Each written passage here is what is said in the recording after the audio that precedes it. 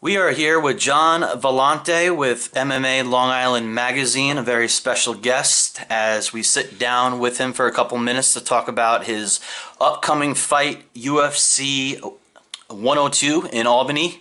That is a big card, the second ever MMA event, or I should say third MMA. No, it should be second. Second, Yeah, yeah. second before the one at the Garden end of December. But nevertheless, a big fight for New York and John. And thanks for joining us. How you doing today? Cool. Doing good.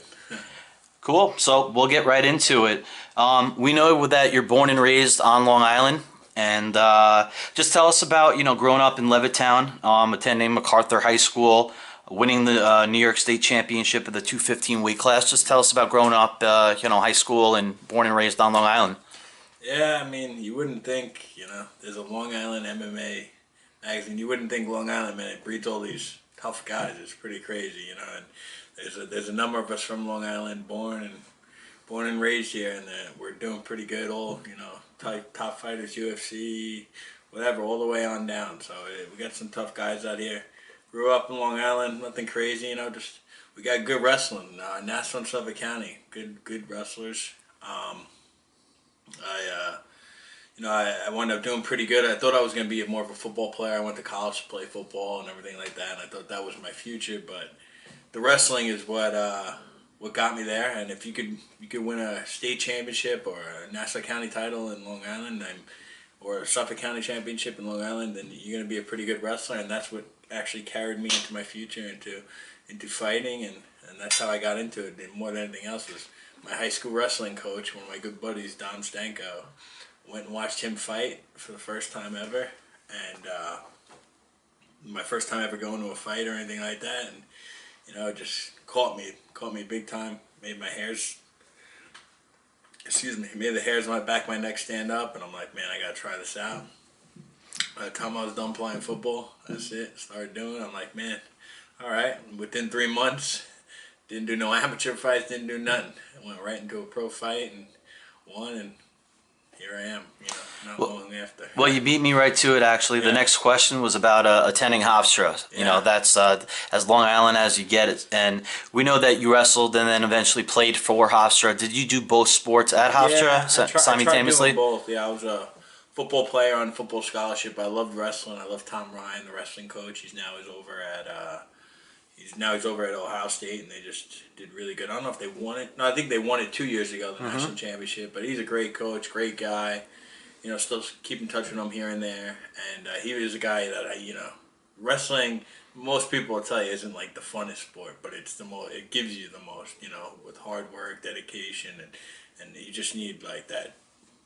You need to be tough to do the sport, and not a lot of guys who are on a football scholarship, and I was an All-American, first-team All-American as a sophomore, and not a lot of guys doing that are going to want to go wrestle after that. And Tom was just a guy that made you feel like you wanted to wrestle, and he was just an awesome guy. He convinced me to wrestle. I loved him for it. I wish I could have done a little bit better. It was kind of hard to do both sports because they overlapped. Right. And I went from the football field 3 days later to the wrestling mat, wrestling in a match, not even really practicing. It's a totally different type of shape and everything like that. So it was a little tough, but like I said, I wish I could have, put more into it, especially if I knew I was going to be doing this in the future. I would have probably stuck to the wrestling instead of the football, but all happened for a reason. I'm happy to be where I am. Hofstra was great, giving me a lot, and, got to meet one of my, best friends and training partners there who, we both decided to kind of fight at the same time, and Chris Weidman, you're yeah, talking about? Yeah, another Hofstra guy. So Right, Hofstra. it's it's cool. It all worked out. Well, you touched on it as well before, and you thought you were going to be drafted into the NFL, Yeah. and just talk about that day where I guess I don't know how it goes because I never came close to be drafted into the NFL. But are you waiting for your name to pop up? Are you looking for a phone call? What's your mindset? During that day. Yeah, I mean, there's some teams that have me rated as high as you kind of know where you might go a little bit, and there's some teams that tell me third, fourth round, stuff like that, and then you wind up not getting drafted. It's kind of like what the I don't get this, but It all worked out. it did kind. You know what I mean? Like, Was that a dream of yours to play in the it was NFL? something I wanted to do. I wanted to be an athlete. Like I want to. wanted to be the role model that other people were to me. You know Right. what I mean? And I think that's something that I actually found doing this stuff. Who were your role models? You know, growing up, there was always the athletes in my school, pretty much, or the the other guys that came in to talk to us and stuff like that. And that's why to this day, I go back to my high school and to my middle school, stuff like that. Talk to the kids, just try to be cool with them. Most of the kids, if you go back to Salcombe MacArthur right now, if you walk in there, they'll know who I am, which is pretty weird. Not because they watch the UFC, but because I go back, I coach camps, and I like to talk to them about, just being cool and being the right, just follow whatever you want to do. It doesn't have to be sports, whatever it is, but, just don't be out there, messing around. And there were kids that I looked up to that were good athletes that were not necessarily the best kids, and I kind of had to figure that out on my own growing up and figuring things out. I grew up kind of, rough. Didn't, my mom kind of raised me on her own and stuff like that. So, not that I have a dad, but he didn't live with us when I was 5. So, she kind of had to raise us, and I never had a curfew. I was out late, committing crimes, doing shit I shouldn't have been doing. So, I had to figure things out on my own and what kind of person I wanted to be. And I would say my biggest role model was probably my high school wrestling coach. Was Howie Greenblatt was the guy who made me who I am and stuff like that. Is because he was a guy. A lot of people are gonna tell you things, but he was the one guy that kind of got through to me. That do you want to be like the other guys driving up and down Wanto Avenue, which is the block right in front of our high school, because you see him all the time when you're on the practice field driving up and down. Or do you want to be a guy who can be a special athlete and stuff like that? And I kind of bought in, and then from there on, from 9th grade on, I never did nothing wrong. I was Straight an angel, edge. straight edge Yep. dude. And didn't have a drink, nothing in high school. I was straight, and hard, and hit the gym every morning, 5 in the morning before high school. I would walk there. I lived really close, but I would walk to That the would high help. school. That helps. 5 a.m. workout, with one of the coaches, just me and him, nobody else. Dedication, got big, drink a gallon of milk a day, everything. I was like, anything that I thought might work, I would try. So. Well, you touched on it before with how you got into MMA with everything that you talked about before. Yeah. So we can skip those questions because you already answered it for us. We'll go right into how you started in MMA, Ring of Combat. Yeah. Tell us about that. You won the heavyweight title in the Ring of Combat Heavyweight and light heavyweight. and light heavyweight. So just tell us about being a champion in in New Jersey, Atlantic City, not far from home, and that was your first taste of MMA. It was cool to me. I mean, at the time, like, you look at it, like, those guys that we had in there, man, we had some killers, man. It was, Kostas Philippou, Chris Weidman, Ryan LaFleur, Al Quinta. All of us were on one card. Ricardo Almeida, Sapo. Like, we were all on one card. Like, That's a nice card. In a Ring of Combat. I mean, that's pretty crazy. It's a lot of talent. It shows you what kind of people are coming through there. And, we... it was tough, man. Tough guys. And you always see, like, a guy you kind of knew what was going to be your next step and keep going up and up if you want to get to the UFC. Which guy's going to be your next step? And that was the big thing. For me, it was kind of tough. I was a heavyweight dude and couldn't find a lot of good guys to fight at heavyweight. It's just, a lot smaller of a crop to pick from. But, it was awesome, man. Me, first fight ever. Still forget, Chris was the first fight of the night. I was the second fight of the night. We both got pretty quick knockouts, and we had fun. And we started training together, and we became, best friends pretty much from there on.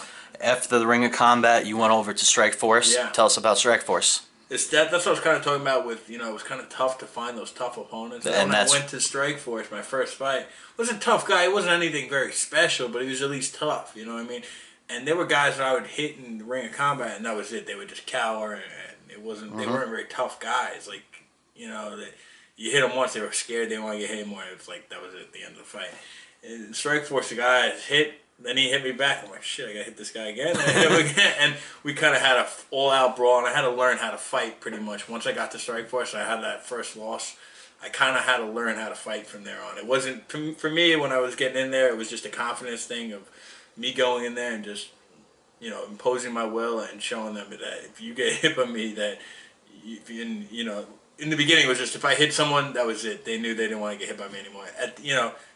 There are some tough dudes out there, especially at the professional level, the Strike Force UFC level. There are guys that are going to take those shots until they can't stand it anymore, and that's what I had to figure out is how to become a better fighter and use all my skill sets in there instead of just power and hard shots. Well, Strikeforce ultimately led you to the UFC.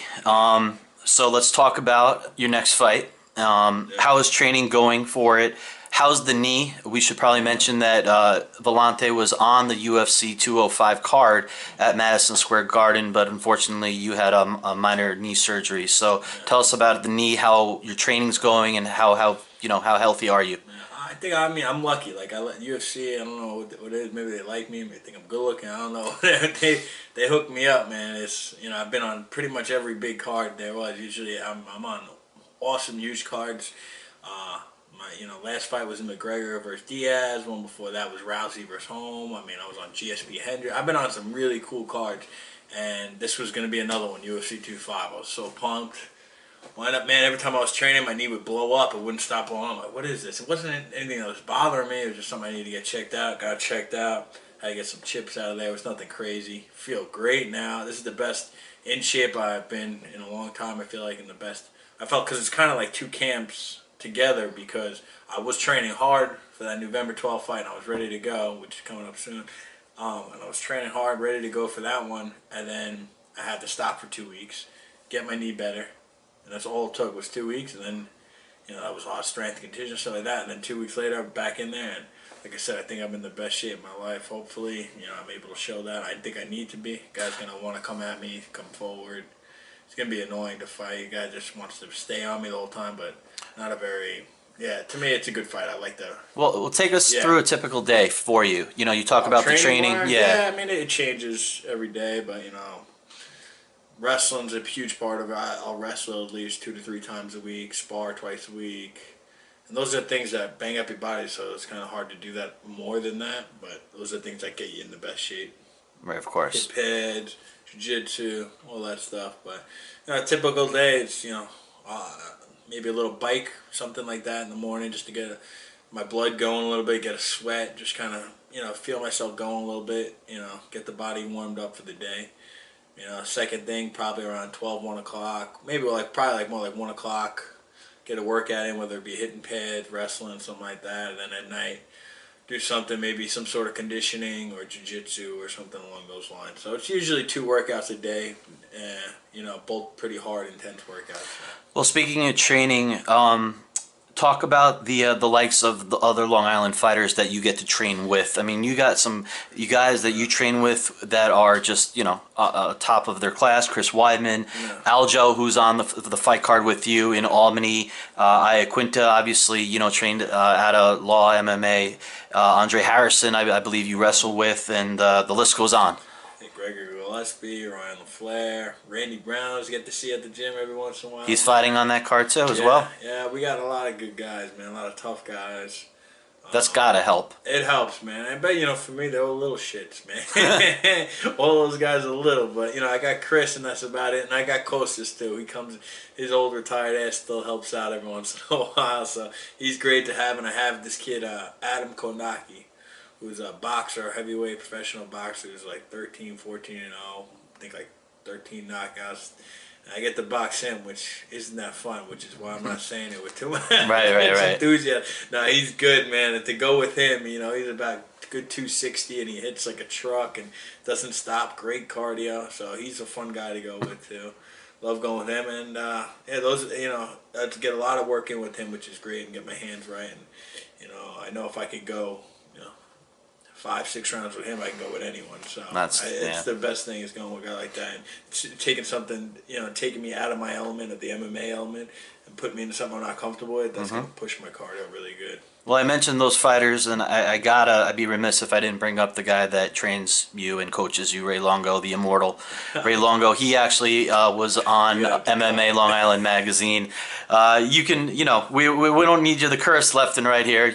We talked about you when we interviewed him, but in a nice way, I guess. I know you guys rag on each other all the time.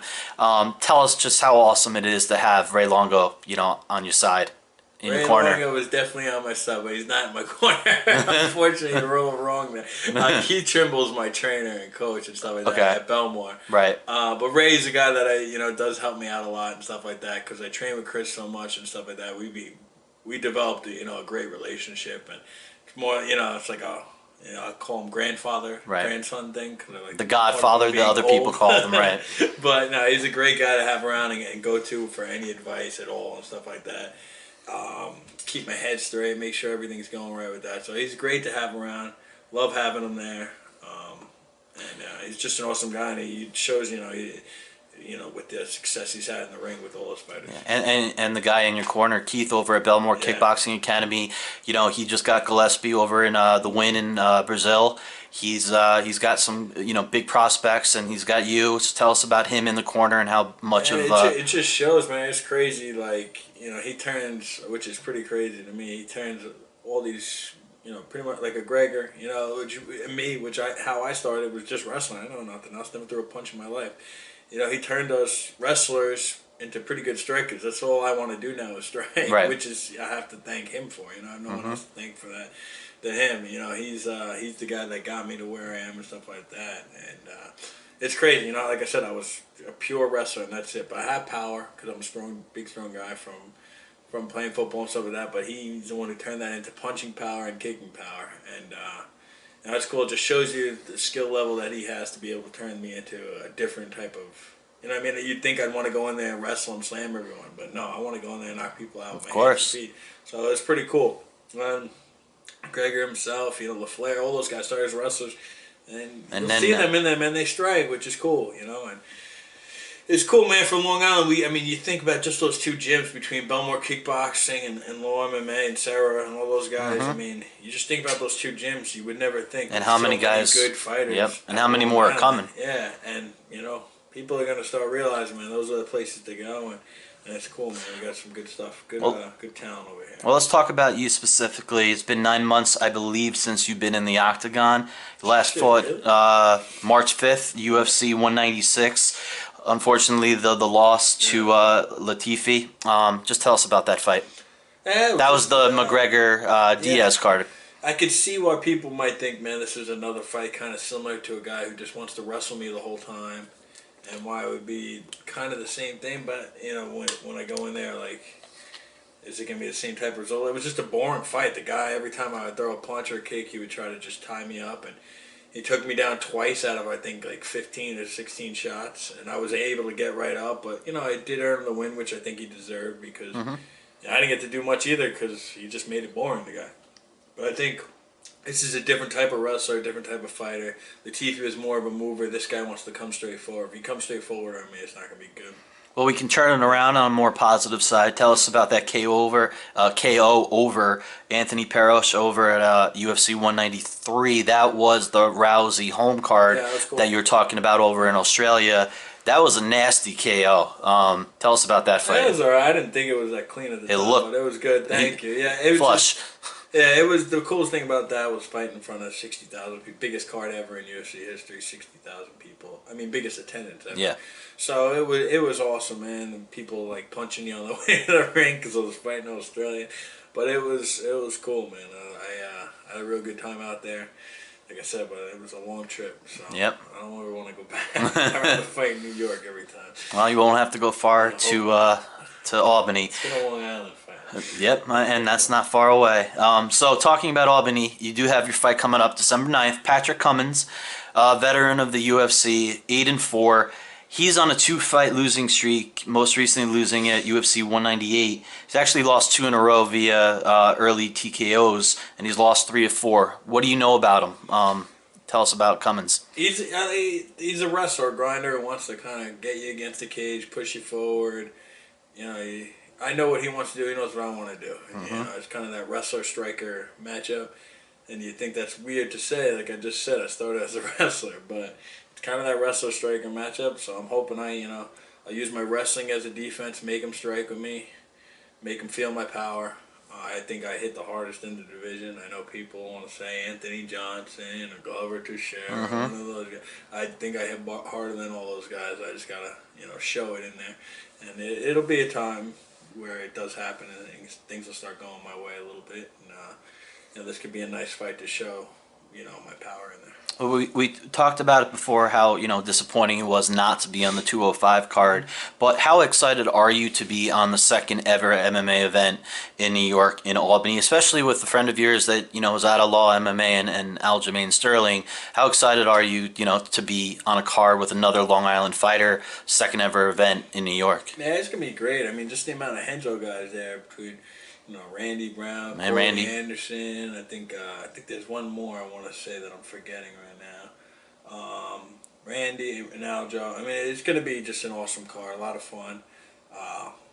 It'll be cool, man. I can't wait. In New York, I'll have a lot of my friends and family there, and it's probably better that I'm not fighting at the Garden. I don't think I'd feel okay with my friends and family paying $500 for a ticket. 500. Yeah, I mean, I think that's a good cheap, deal. Probably 500. Yeah, so I mean, the tickets are cheap up in Albany, so I'm happy that they could come watch me and not have to lose an arm and a leg.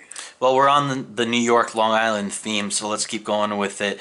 Thoughts on MMA as a whole on Long Island? It's been a long time coming.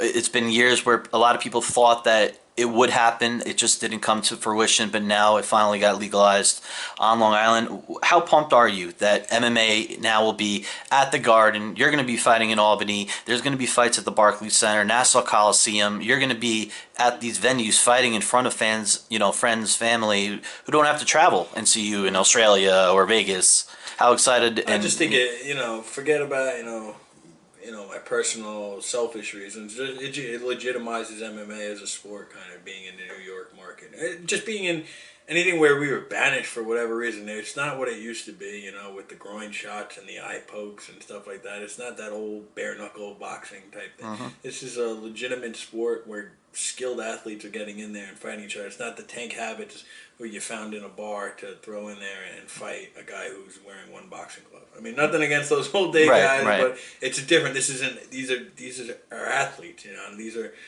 professional, skilled guys who dedicate a lot of their lives and hard work to this damn thing, and I think it's something that legitimizes the sport big time as being in one of the biggest sports markets in the world in New York. So that's the biggest thing I think you could say about it, is that it just shows that we're at a different thinking now of where our sport is. What are your hobbies outside of fighting? What do you do when you're not on a bike, when you're not sparring, when you're not wrestling? What does Gian Villante do for fun, hobby-wise? I got Xbox control over there. And big TV, 75. That is a big TV. 75 inches? Oh yeah. Oh man. Oh yeah. That 4K, man. Yep. So play a lot of Call of Duty. Hang out. I got Steve Bamiosic, one of my best friends. He's in our clan. Oh my god. So we have a tough clan, man. I tell you, when all the boys get out, we got a tough clan. And I don't even want to know the trash talking. The Mo clan. So you guys see Mo, run, bro. MOW, run. Oh my god. So yeah, we just play a lot video games. I'm a big movie guy. I go to the movies once to twice, at least once a week with all my high school friends. Not all of them, but there's a good group of 10 of us that we stick together and keep in touch with each other as we go to the movies once a week. $6 movies in Levittown. There you go. And we see whatever new movie came out. So that's a big thing I do every week, is go see the movie, go to the movies, and I play video games. Two biggest things I do outside of obviously fighting, right, which takes up a lot. Lastly, if you had to describe yourself in one word as a fighter, what would it be? As a fighter, I'd just say I'm tough, man. Tough would be the one word. Just think you can hit me as much as you want. You ain't gonna get me out of there. You can do whatever you want. Wrestle me, try to grapple me, whatever you want to do. I ain't going nowhere. So I like to put on fun fights, and I think that's something why the UFC keeps putting me on these big cards, is because I'm a tough dude who shows his heart when he's in there and goes to that final bell. So I think that would be the best, where it would be tough. Definitely tough. We've seen you fight plenty. Yeah, so. John, we want to thank you so much for being with us. Good luck on your fight. December 9th, UFC Albany. It should be a good fight, and we wish you nothing but the best. And again, thanks for joining us on MMA Long Island Magazine, and good luck. Thanks.